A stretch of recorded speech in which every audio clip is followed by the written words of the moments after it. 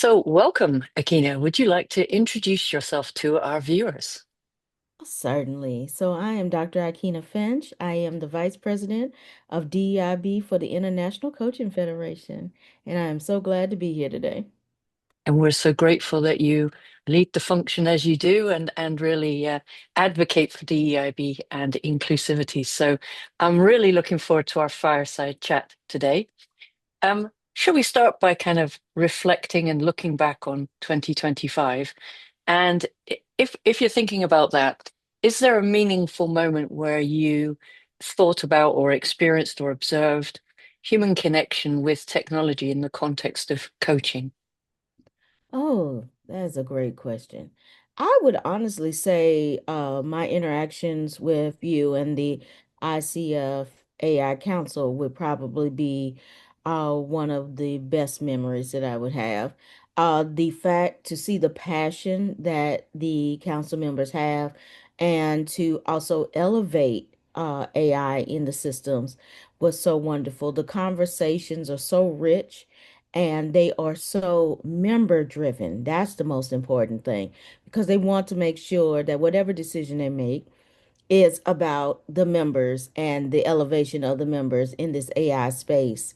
And and then of course watching your leadership in that manner and how you promote it and how you give tactical examples have really been helpful to my team uh, for the most part. Definitely Mm, very helpful. And also, you coming to speak to the MRGs has been very helpful as well. It really has opened several of their eyes to the possibilities of AI and coaching. So, thank you. that's fabulous. Well, thank you. And thank you for being a volunteer in our ICFAI Council. So, experimentation and learning is critical with any technology, but I think even more so with AI because of the generative nature of our current version of AI. So, as we experiment and learn, what principles guide you or should be guiding us to ensure that we're keeping AI human-centered, ethical, and in particular, inclusive? Oh, that's beautiful. So, I love the way you phrase that because, human-centered first, because our industry is human-centered. We are there to be the enhancer and not the savior. So that means that we have to enhance the human experience, not drive it. So, and we need to think about our AI in the same manner. We are inputting things, yes, but as we put in more human-centered pieces into the ecosystem, as they say, more will come out. And that is the point, because right now we are working with a blank canvas in many cases. And so the more that we put in, the more that will come out and the more will impact others. So as long as we're thinking in that manner, we'll be inclusive because we are thinking about others in the process as we are pouring in into the AI system. Um, as we know, artificial intelligence is a mighty thing. But it also we can enhance it. The humans enhance it. And so we need to be thinking about what other humans will need when we're putting coaching information in there. What will enhance another coach? What will enhance the coachee?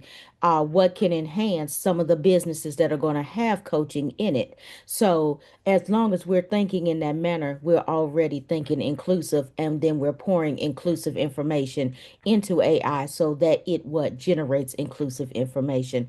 That is what we're trying to do in this space. Uh, am I on the right track, Susan?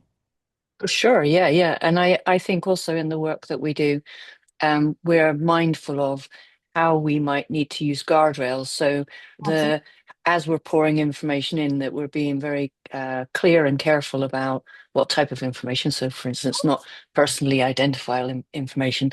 But as we do interact with it, and it starts to understand more of what's valuable to us as people, I think it can learn from that. And then for us, it's about retaining that critical thinking so that we as the humans are still the ones that are in the decision making seat. It's yes, AI may be providing ideas or suggestions or even connecting dots that we may not have thought about before. But it's up to us as to how we use that and where we use it if it's appropriate. Oh, Yeah. absolutely. Absolutely. And as you were speaking, it kind of made me think, yes, we definitely have to cover the ethics part of it. And I'm sure you're going to have that deeper conversation with that as we go along through this series. But um and that also helps us to think inclusively. We are not trying to hurt the ecosystem, so we have to think from an ethical standpoint when we're pouring in. So I love the fact that you brought that up. We need to be mindful of what we're putting out there, and we also need to make sure that the things that we're putting out there is going to make AI the enhancer that it's supposed to be and not a hindrance or a deterrent. So that Mm. is on the humans that are pouring into that system. So that was a great point. I didn't want us to miss that. Yeah, no, thank you for reinforcing that actually. And I guess with your MRG groups, what are you finding, how are they either experimenting or curious, or how are they feeling about AI? Oh my goodness. We've had the gamut from AI is going to take everything to it is my best friend, it's my confidant, it's my all in all. So we've had the whole full gamut. But what we are seeing with the coaches is the AI is helping bridge those gaps, as you would say. Um, I'm getting some wonderful, wonderful examples from my PWD group, which is our Persons with Disabilities group. Many of our neurodiverse community is using AI and using it mighty powerfully. As a matter of fact, lots of great dividends and movement has been happening, and they're seeing the change in their coaching from the AI. Wonderful tool. Another one that I am really interested in is I want to see how it is enhancing our young professionals, and that's our young professionals under 40. Um, I really wanted to see how it's closing that gap, and I want to do some more research on that in the coming year. Also, our BIPOC community, Black, Indigenous, people of color, and then what I'm really interested in is our Kaleidoscope community, as well as our international military veterans. How is that helping turn the needle? Because that is a space, a niche space that is really coming up in the ranks right now. And how is that helping the coaches help them with their transition, helping them with how they're moving in the this new space that they are transitioning into? Looking forward to that great data, and that might be one of our projects, Susan, that we work on next year together. I think that that will be absolutely amazing. So Mm. thank you for bringing that to the space. But yes, they're all dabbing, and I do believe several of my MRG members are on your AI coalition. So it's good to see that representation as well. They are truly showing up in the spaces and the places and from all five areas, and that is wonderful. Thank you for the consideration of that and your Oh, inclusive. absolutely. Yeah, no, and yeah, I believe the more that we can lean in and influence how we shape AI, it will benefit us all if the more people that can contribute now, it's good, and also the more that we can collaborate. So, um, yeah, I was also thinking that as you talked about how your MRG groups are, they've gone through that whole range of emotions with it and the experimentation with it. But is it helpful to think about AI in a way that does all the kind of transactional things super well? It just it can eat that for breakfast kind of thing. But then where we really want to elevate the humans is for that transformational aspect of coaching or anything. Any thoughts around that? Absolutely. Actually, I've been seeing a lot of the AI coaching bots coming out, and also a lot of people making their own chat GPTs around coaching and things of that nature.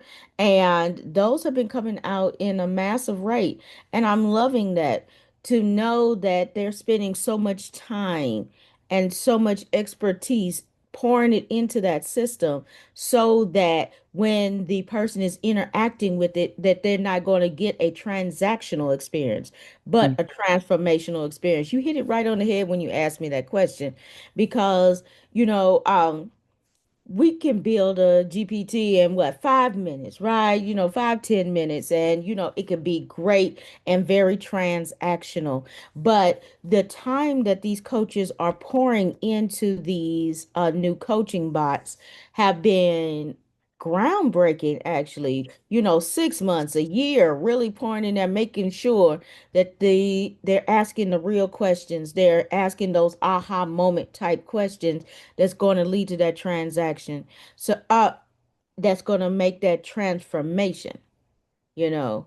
And that is what I've been noticing a lot lately. And a lot of coaches are interested in that. How do I take mine from, you know, enhance those questions? Will it give me the right questions I need for that particular person? Or will it just be, all the way to, will it be my intake form before I get into it, so I have all the information I need so that we can just go right into the meat of it? So many of them are using them in different ways, but they are pouring into it, and that is also adding to that database that we have as coaches. So I mm, think that the transformational moments are coming in full force right now. mm. And then if we zoom out a little bit, and Absolutely. if you could imagine one shift that could positively shape the next chapter of coaching, what would it be? Ooh. Mm. For me, and this is one I know that I've shared with you, bringing our underrepresented coaches up and giving them a leverage playing field. I think that that would be a huge shift. I think AI has that ability to give them what they need, to give them that leg up that they need, whether it's accessibility, whether it is range, whether it's visibility, whatever it is they need to get to where they're trying to get, so that they can have all those different opportunities in coaching. I think that that will probably be the next range, especially in the DEIB space. Mm. Well, and I hope to be able to support you in that, in my planning for next year, as we think about scaling out the pilot that we did on the educational series, I'm hoping that we have a more robust kind of production line of series, if you like, a bit like Netflix. I would like us to be able to have, programs that are produced, and there might be a series with 6 episodes within it, but on specific topics. And so I think with your MRG groups, they can help us share what their needs and expectations are so that we can develop some tracks that are appropriate for them. I love that. And we definitely welcome that opportunity. So whenever you want to come in and join us and get that feedback, please let me know. Hmm. Okay, so as we wrap up the fireside chat, is there anything else that you would like to share with the audience? I want to say that in the 6 months or so that Susan has been here with ICF, I have definitely seen a shift in AI with us. I've also seen a shift in the coaching industry. She makes sure that we have the information, the tools, the different exposure that we need to start moving that needle. And you don't know what you don't know. But thank goodness that Susan is here, because now I know a lot more than I thought I knew because of her presence, and then of course being able to pour into coaches that information that she pours into the leadership and other spaces. So kudos to you, Susan, for what you've been doing. I am greatly appreciative, and I know that my department is as well, and we look forward to getting our marching orders and seeing what we can do in the AI space uh, in 26 and beyond. So thank you. Well, thank you. I've appreciated all the help and support that you've given me in my orientation into ICF. But I also think our collaboration, that I think we've got some great potential to help with inclusive innovation and uh, Agree. advocate for that throughout the whole kind of profession. So I'm looking forward to that. Well, thank So, you. Dr. Aikyna Finch, thank you so much for your time, and I hope you have a wonderful festive season. Same to you. Same to you. And same to everyone that is listening today.